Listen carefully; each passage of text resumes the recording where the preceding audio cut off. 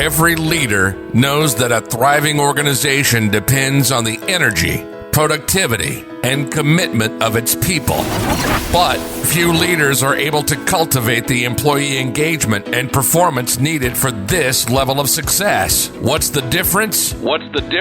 Positive leadership practices. Welcome to the Positive Leadership Movement Podcast with your host, positive work culture expert, Alex Bratty. Ready to harness the power of positive leadership? Let's dive right in. Hello and welcome to this week's episode of the Positive Leadership Movement Podcast. I'm your host, Alex Bratty, and today we have a terrific guest who is both a corporate leader and an entrepreneur. And she's going to share insights about how LinkedIn can help your business, as well as how to support the up and coming leaders in your organization. Now, if that sounds like an interesting combination, that's because she's a very interesting woman. So let me tell you a little bit about her. Her name is Thamina Stoll, and from 9 to 5, she is an account director at LinkedIn, where she helps businesses, including Fortune 500 companies, achieve their marketing objectives on the LinkedIn platform. Then from 5 to 12, this woman works a lot. She is running FemHive and is the host of the FemHive podcast to empower young, badass female professionals to become more confident about successfully navigating adulthood. Thamina graduated cum laude and with distinction from Duke University in 2017. And as you can tell from that brief bio, she has been making some big waves ever since. So without further ado, welcome, Thamina. It's so great to have you on the show. Thank you so much, Alex. I really appreciate you having me on, and thank you for the beautiful introduction. So looking forward to our conversation today. Oh, absolutely. Me too. And I know we have a lot to cover because you have a really interesting story. You've had some really compelling experiences, and I know they're relevant for our listeners. So just to get us started, my longtime listeners know I always do this because, hey, this is the Positive Leadership Movement podcast. And so that's what we care about a lot. But the thing is, everybody has a slightly different definition of positive leadership. So I always ask my guests right out of the gate, what is your personal definition of positive leadership? So we know where you're coming from, Thamina. Yeah, definitely. And it's a great question. Thank you, Alex. So for me, a positive leader is someone who is a compassionate leader and who's not afraid to show up as their authentic and vulnerable self.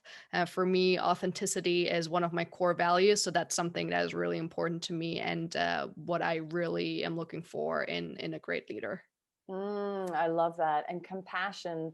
Wow. Do we ever need more of that right now? You know, just in general, but also in the workplace. I mean, people are dealing with so much, whether they are having to work at home and have kids and all other caregiver responsibilities and having to be online and on Zoom, or whether they have to go into work. They're on the front lines, whatever it is, we're all dealing with so much. And I think you make a great point that, you know, part of positive leadership, especially right now, is making sure that you're leading with compassion. And as you said, you know, showing up authentically, like be yourself.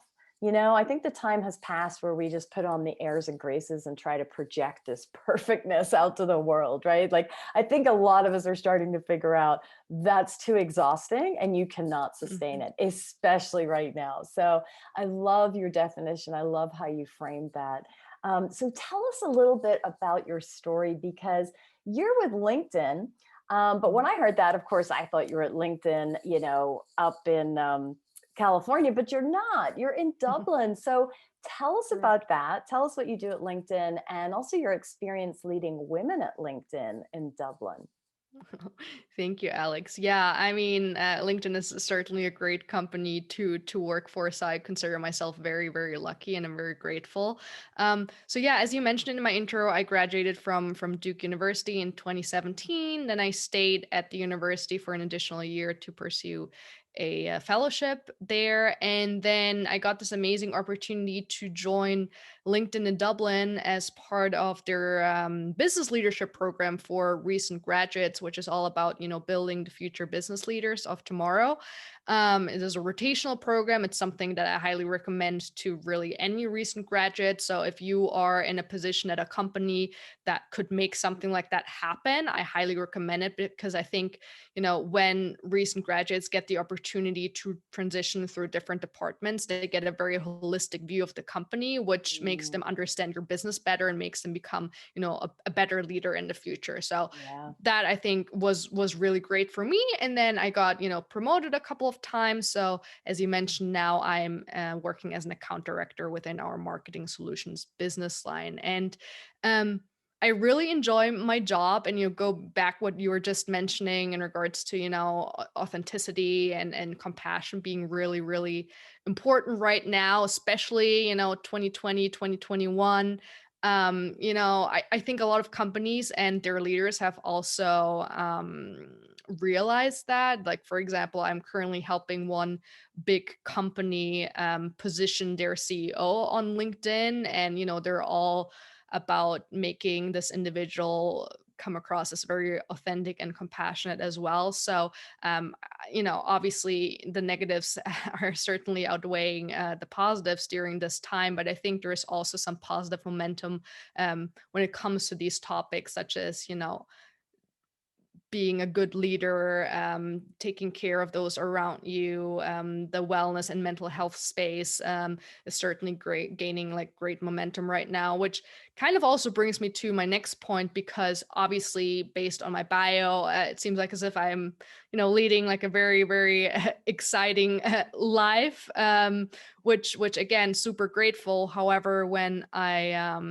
moved to Dublin after I had left the US, I actually was suffering from post-graduation depression. So while I was really excelling at the workplace, um, you know, deep inside me, there was, something different going on. After I'd graduated and was thrown into the real world, I was struggling to establish a new sense of identity that was not tied to being a student anymore. And some of your listeners, Alex, might not be aware of that if they've never experienced it before, but I would definitely encourage any leader to start having these conversations with the younger folks on their teams, because I certainly wish that I had had more people that I would have been able to talk to back then. For me, it was definitely like a depression. I was seeing a therapist for a while, which I am a huge advocate of.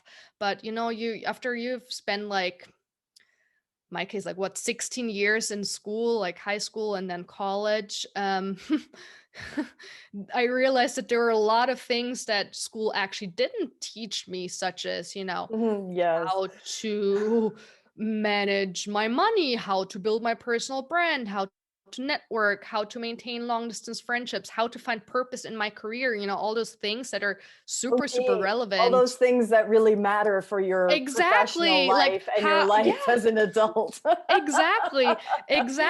Like Yeah. instead I know how to interpret, like, I don't know, like poems in three different languages, something that is not relevant at all to my day to day. And I don't know how to do my tax returns, for example, and that really frustrated me. And especially having moved to a new country with new people, I felt really like overwhelmed, anxious, and quite frankly lonely. And I also felt embarrassed. I just graduated from arguably one of the top universities in the world. I should be one of the ones who was certainly set up for success, and yet I was struggling so much. And it took me a while for me to start talking about this, and that was also, the motivation for me to start the Femife podcast, because once I finally opened up and started having those more genuine, vulnerable conversations with those around me, I started to realize that actually a lot of women my age who had recently graduated were going through the exact same Mm. experience, but for some reason we just don't talk about it. And I think that's certainly because we feel a lot of guilt and embarrassment and even shame around that. So I'm kind of here to raise awareness for this important issue. Wow. And bravo to you for sharing on this. I mean, truly, Just tying it back to what you said about being a positive leader and showing up authentically. And I think you said being willing to be vulnerable too. You are walking your talk, Thamina, and I want to give you credit for that because Thank you. you are being authentic about this. As you said, hey, my bio sounds like everything is, a bed of roses, but guess what? All this stuff is going on behind. And I think it's important that you're raising this awareness because maybe the listeners of the show are long out of college and this seems like a whole, foreign kind of thing to kind of wrap their heads around. But plenty of people coming in on their teams are just out of college. And as you very astutely noted, I mean, you can be graduating from Duke or Harvard or Yale or even a community college. It really doesn't matter. But most people coming out of college do not have life skills. And it is a period of time where they're trying to establish careers. They're trying to do well in an organization or on a team, but all this other stuff is happening. There's so much change. There's a lot of pressure to do well.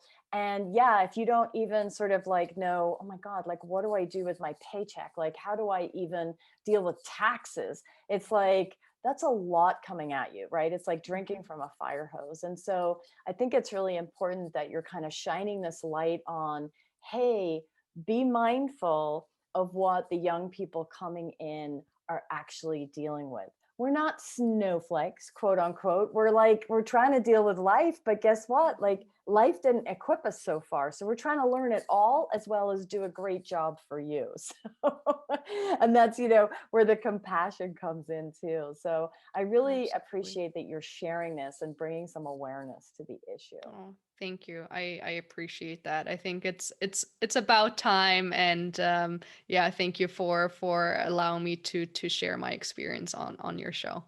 Yeah. And I mean, the other thing about this too is that, yes, you very specifically had this, as you describe it, post graduation depression, but a lot of what you're also describing, I think that it follows us as we go up the career ladder, right? Because some of it may be, some part of it might be imposter syndrome, for example, like, whoa, I got this great job. Like, what do I do now?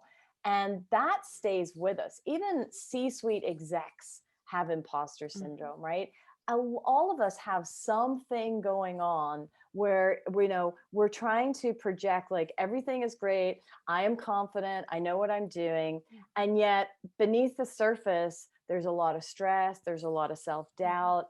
And it can lead to depression in some cases. So, even though your case is unique to you, and post-graduation depression is obviously with younger people, but I think just bringing awareness to the fact that we don't know what's going on with people in the workplace no matter what stage they're at in their career. And so again, I guess it's sort of reinforcing what you kicked off with, is like having that compassion and understanding that we're not alone. If you feel like this, probably other people in the workplace do, right, as well. And it's like we all are scared to share, but the minute somebody expresses it, like you have done with your FemHive podcast, you've like put yourself out there. It's like, oh, wait, you're having that experience too? Oh my gosh, I thought I was alone. No, I'm not. Oh, it's such a relief to know that other people feel this way, And I think that's so true for all kinds of stress that we deal with in the workplace and all the different mental health issues, especially right now, that are really surfacing. No, absolutely, Alex. And there's so many young women who reached out to me after I launched a podcast who were sharing with me that, the topic really resonated with them and that they were going through something similar, or, seniors who are currently in college and who also feel like they're not very well equipped for the real world out there, and they're very grateful for all the resources that I'm sharing now. And I'm still at the beginning of my career, but I know that a lot of your listeners are more tenured, right? So chances are high that they have a bigger platform, a bigger following, right? So I think Mm.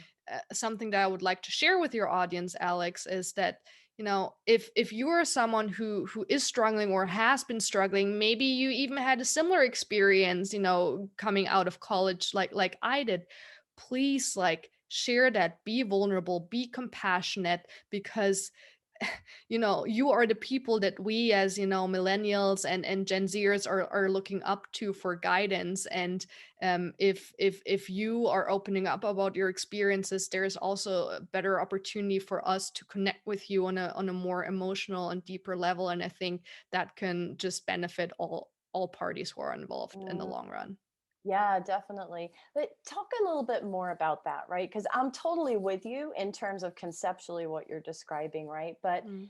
like, can you give us some examples or specifics on how, more experienced leaders in the workplace can be supportive to these younger people that are coming through and they want to develop them? Like, what are some things that they could actually be doing to provide that support and to be authentic in that? Hmm. There's a couple of different ways I would think, and there's different approaches to this. I mean, there is one like, more the public stage, right, where someone could potentially, write a short essay or an article and share that with the wider public to reach as many people as possible. However, I know some leaders are also important mentors to younger folks. So in those like private one-on-one conversation, I think would be there would be a lot of merit to it if they were to open up and share with their mentees on how they were maybe struggling in the past and what they've learned from it. So, you know, if you want to restrict it to your own company level, for example, invite senior executive up for fireside chats to talk about these issues, for example. Something that I really admired about our former CEO at LinkedIn, Jeff Weiner, who is now the executive chairman, he always talked about, being a compassionate leader, and he never shied away, what's it called, shied away from being vulnerable and opening up about his past as well, and whenever he was struggling or whenever he realized that he'd made a mistake, for example. Also that humility piece, I think, is really important in that context. And if you were my leader, I would look up so much more to you and respect you so much more if you were to show up as your authentic self to work, because at the end of the day, we're all human beings. I think especially throughout 2020, we've all realized that there is, a lot more room for humanity and love and kindness, especially in the workplace. So I think anyone can really benefit from everyone showing up as their true self by talking about not only the good things and the positive things and, oh, these are all my accolades, but also about, the bad and the ugly, which in some cases can involve some mental health issues, and it's totally okay. Exactly, exactly. Beautiful advice. I love it. And I love that people are hearing it from someone who is genuinely in that spot right now. Like, hey, Hmm. I am one of those, well, you're already a leader, but I mean, as you said, you're at the beginning of your career, right? And you are looking Hmm. up. You're looking to the leader on your team, you're looking to their boss's boss, you're looking Hmm. to that CEO for that guidance and for those role models. So I love Exactly. that. And tell us a little bit about your podcast, because I'm really curious about that FemHive. Obviously you're talking about some of the things that we're discussing here on it, but what's the big draw? Like what made you want to set that up, and what's your focus on that podcast? Yeah, no, certainly. So, yeah, the biggest motivator was really, my experience with that post-graduation depression and feeling like super lost and overwhelmed. And I wanted to to create something that could help those around me who were in a similar position. And I've always been very passionate about gender equality advocacy. I found my feminist voice at Duke and continued that into, the workplace by leading women at LinkedIn in Dublin. So I knew that I wanted to do something for young women specifically. Hmm. Um, and yeah, in 2020, there are a lot of things that I felt like were outside of my control, and I wanted to create something that was more inside of my control, and something that would also allow me to um create something outside of LinkedIn, so I wouldn't be 100%, dependent on the LinkedIn brand anymore, because, let's be real, at some point in the future, whenever that might be, I will leave LinkedIn, the company, and I want to um not always have my entire name attached to the LinkedIn brand. I want to establish a brand in addition to LinkedIn, even though I'll obviously always be grateful for that brand always being somewhat attached to my name for the rest of my professional career.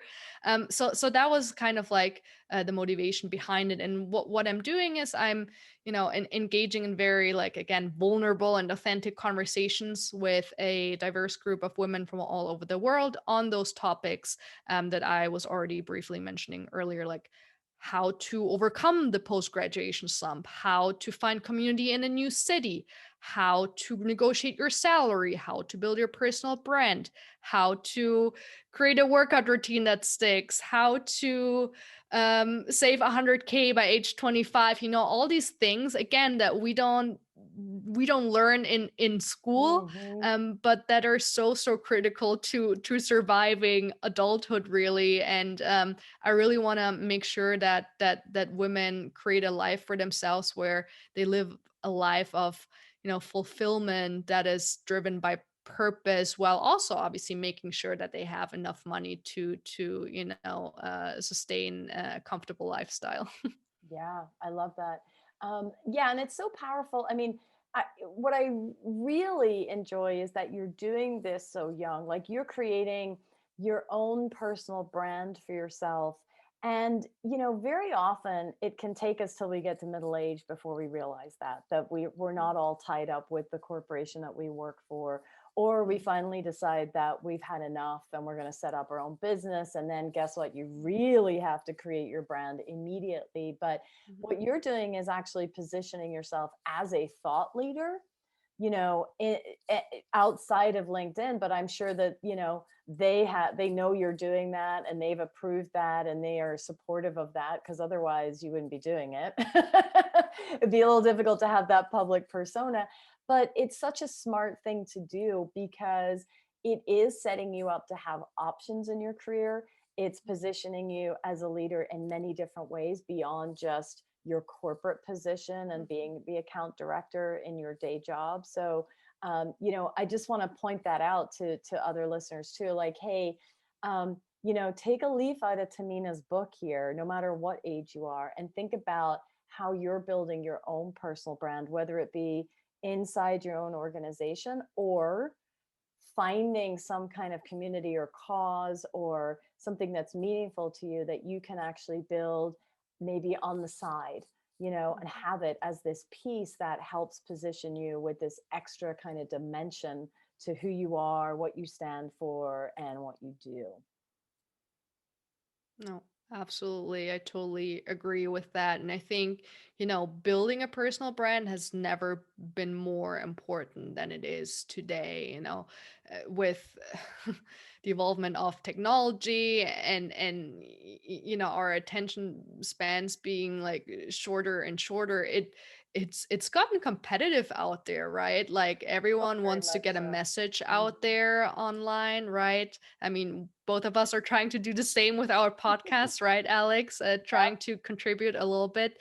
Um, and I think the people who are able to build that brand and really show up as their true authentic selves, the ones who know how to talk to an audience, how to do public speaking, all of these, like, really, like, soft skills. I think those people will be the ones that will have more opportunities in the future, both on a professional and personal level. And I think that's something that a lot of people still underestimate. I mean, I'm still seeing it, with my friends, a lot of coworkers who are not taking as much advantage as they should, especially those people, who know LinkedIn. And LinkedIn is arguably one of the best vehicles to building a strong personal or professional brand. So I wish people, no matter their age, would take more advantage of that, because that can then attract new opportunities that you today cannot even dream of. Yeah, absolutely.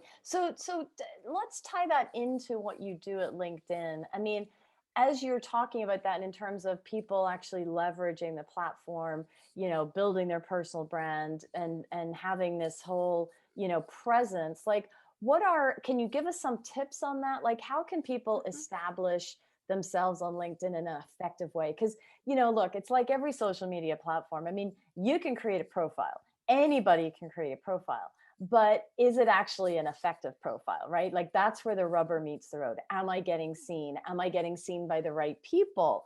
You know, am I achieving my objective, whether it be, you know, for recruiters to notice me or clients to notice me or my organization? Like, can you share some tips on that in terms of how people can, you know, really leverage LinkedIn in an effective way? Sure. Yeah, I'd be more than happy to do so. So, I think, the first point where we should all start is our LinkedIn feed, because we're really only going to start and invest more time in LinkedIn when we actually enjoy spending time on a platform. So if you're someone who hasn't spent a lot of time on a platform yet, chances are high that you're not really enjoying what pops up on your feed. And that can be because you're not very active. You don't have a big network on LinkedIn yet. You're not following any interesting people or companies. So I think the first thing you should do is really work on like expanding your network. Certainly connect first with the people you actually know in real life, so you get some traction, get a feeling for what other people in your surroundings are sharing on the platform. So that's kind of like the basic step. And then the next step would then be to start following some thought leaders. There's so many business leaders now on LinkedIn, influencers, heads of states, Bill Gates, Melinda Gates are very active on LinkedIn, for example. Justin Trudeau also really active on the platform. So there's a lot of really great people that you can learn from, but also certainly, people who are not as well known as those people that I just mentioned, who still have a lot to offer in terms of, thought leadership and just, industry knowledge. So to me, LinkedIn has become almost like a news source, because I get most of my industry news for the tech space from the LinkedIn platform. So I really enjoy that. So, and that ties nicely into the next point, which is engagement. Once you start seeing interesting status updates or articles or whatever it is that you come across the platform, engage with it. Leave a comment, maybe add your thoughts, if you have something thought provoking to say, or even if you just like share a little bit, hey, thank you so much for sharing, really appreciated it, this added like a whole new perspective that I hadn't thought about, right? LinkedIn is all about, again, going back to making those genuine like connections, which is very much tied into our former CEO and what his mission around like compassionate leadership and authenticity was. So I think that is the first step to you actually starting to enjoy using the platform, and then from there it's all about your own LinkedIn presence, which is obviously your LinkedIn profile. And I think one of the biggest misconceptions people have, which probably stems from the early days of LinkedIn. So I cannot really be very judgmental about this, but a lot of people still think that your LinkedIn profile is just a digital version of your resume, and it really isn't. I want people to go away from that thought of it being a resume, because a resume is something that's very static. You use a resume that is usually tailored towards a specific job or a specific company that you're interested in applying for, and the ultimate goal of the resume is to land a job interview and to be noticed by recruiters and hiring managers. And a LinkedIn profile is obviously also a vehicle to be noticed by recruiters and hiring managers, but it's so much more than that. It is really like a digital portfolio. The profile allows you to really showcase who you are, both on a professional and on a personal level. And I guess that's something that I really want to highlight there, because when I click on someone's profile, like it takes me a few seconds just by reading their headline and maybe scrolling through their bio, if there even is one, to figure out if I even want to engage with that person. Because again, going back to the topic of authenticity, I want to engage with real human being, not with robots. And if you share like nice like personal anecdotes or like personal touches, or are really good at controlling your own narrative and tying all the different aspects of your identity, both personal and professional, into your LinkedIn profile, that's when your LinkedIn profile comes alive and people are more willing to interact with you, you know? And that's why I think, you know, a few quick hacks to make your profile stand out more is to be a little more creative with your headline, you know, the top one right below your picture and your name. There's people who obviously have their titles, and that's fine, but maybe add something, you know, a little more creative. And not that I'm, you know, the gold standard here, but for example, if you click on my LinkedIn profile, you will find account director at LinkedIn, which is important to me, and also to my company, and certainly to my clients who are also on LinkedIn. Then I have founder of FemHive and host of the FemHive podcast, proud Duke alumna, feminist, sports aficionada, and I get shit done, you know, like different kinds of things that make up who I am. And then I have a pretty, thank you, I have a pretty extensive profile summary as well, where I tie all the different pieces of my professional and academic identity together, and even like throw in a couple of personal things that I love sports, for example, obsessed with Duke basketball and all of that. And that really makes me be perceived as a human being to whoever clicks on that profile. And let's be honest, do companies want to hire human beings or robots?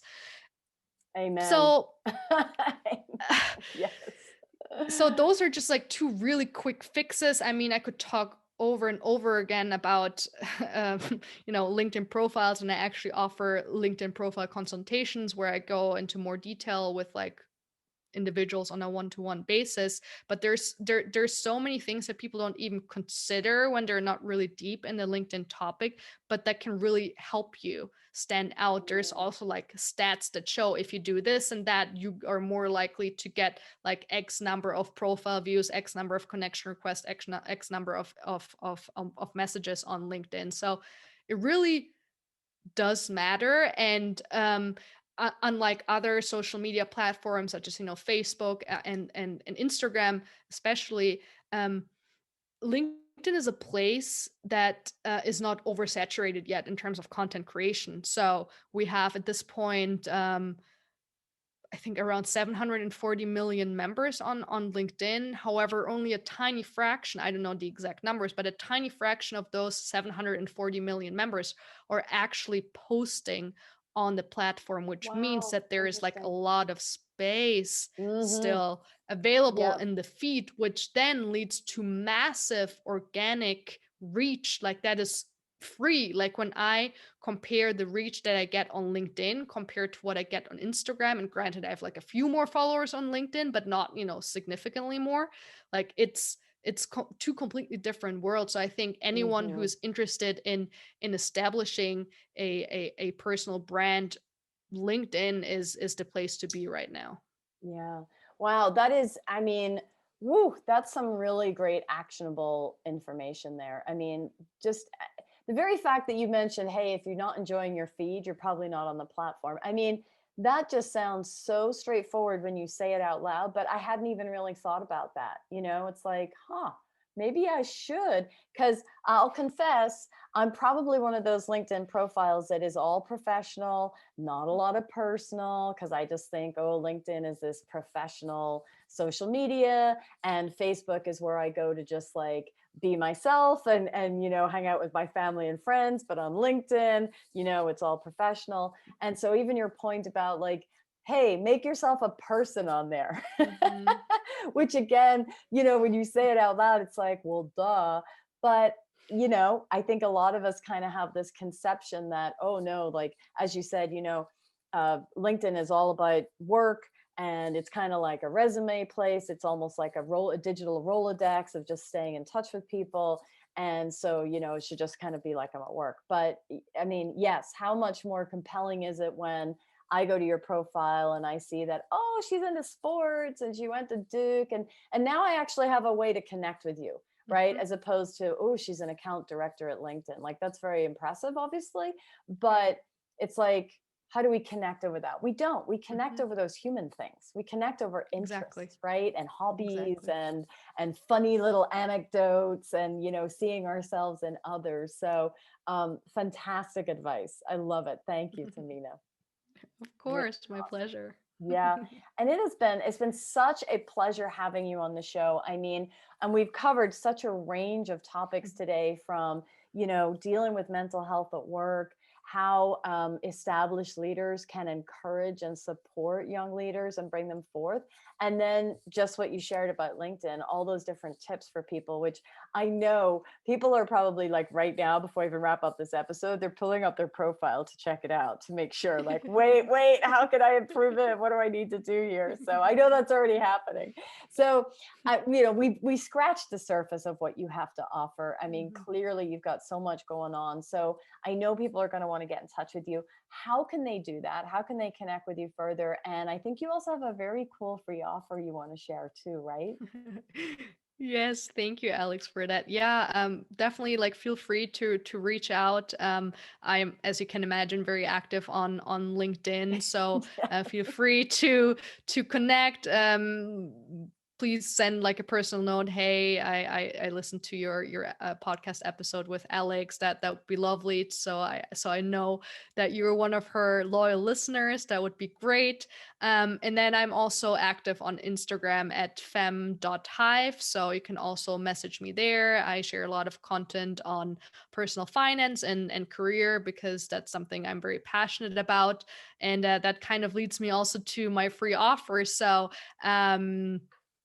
I, identified, personal finance as one of the big pain points that, young professionals don't know a lot about. And so I started openly sharing my experience with how I was able to go from being a broke college graduate and not knowing anything about saving and investing to generating a net worth of more than $50,000 in only 2 years on a moderate five-figure salary. So Go now you. I'm, That's oh, thank fantastic. you. Thank you. Yeah, so now I'm trying to share my wisdom with the world. So, yeah, I am offering the personal finance one-on-one for young professionals webinar for free. You can just check it out at shop.femhive.com. And I think this could be really, really valuable to anyone in your organization who might be, similar in age to me, in their 20s or maybe even early 30s. Who need to get their finances in order, need to figure out where to start. And I've had a few people who've already taken the webinar, and they thought it was a great resource to them. So if you think anyone in your organization could benefit, please feel free to pass that link on to them, and hopefully they can join my community of yeah, people who are taking control of their financial future. Fantastic. Yeah. Wow. I wish in my first job out of college that my boss had given me a link to go take that free webinar, because I can assure you that I did not have 50 grand set aside after 2 years of work out of college. Granted, I have to acknowledge, like, I'm very privileged in the sense that I don't have any student debt. So I know for those folks who still have loans to pay off, like, I have so much like respect for you. I'm the first to acknowledge my own privilege there. But even when people in your organization still have student loans that they need to pay off, I think getting started with investing, even like contributing to their 401k, it can really be a game Totally. changer. Like for me, even I did the math a couple of weeks ago, like about 38% of my current net worth is attributed to simply me maxing out of all of my employee benefits. So that's roughly 21 grand. Simply me just taking advantage of retirement account contributions, our employee stock purchase program, and all of that. And I think a Yeah. lot of people, especially young people, don't know about this. So please share that free resource with them. Absolutely. Shop.femhive.com. Is that it? Correct. Yes. Awesome. Yeah, absolutely. And even if you've got the student debt, which I know a lot of people have, it's still going to help them, because you're showing them how to save, how to, be really smart about their money. And guess what? They can then use that to pay down some of their student debt way faster. So Yeah, that is exactly. totally awesome. So thank you, Thamina, for being on the show, for sharing your story, Of for course. being brave to do that, and for sharing your wisdom and your expertise. We so appreciate it. Thank you. Oh, thank you so much for your kind words, Alex. I really loved our conversation. So thank you so much for having me. And yeah, anyone feel free to reach out and connect. Looking forward to hearing from you. Fantastic. All right. Well, it has been such a pleasure having Thamina on the show. And I want to thank you, our listeners, of course, for joining for another episode. Without you, there is no positive leadership movement. And because you're here, we get to spread the word. We get to grow this movement. So thank you so much. And if you have positive leadership stories, if you've got questions for Thamina, you want to connect with her, and you didn't quite get her information, you can always email me for that, and write to me at questions@positiveleadershipmovement.com. I always love to hear from you, and I do return all of those emails. It's a point of pride that if someone emails me through this show, I am going to absolutely send you back a response. All right, that's it for this week. That's a wrap. This is Alex Bratty signing out, and thanking you for being part of the positive leadership movement and inspiring me to do what I do every single day. Make sure you subscribe to the show. If you like this episode, please rate and review. If you want to get more from Alex, check out Happiness at Work, where she provides leaders with a proven path to cultivate a positive work culture that increases performance, productivity, and profitability. Go to happinessatworknow.com. Join us next week and harness the power of positive leadership for your organization.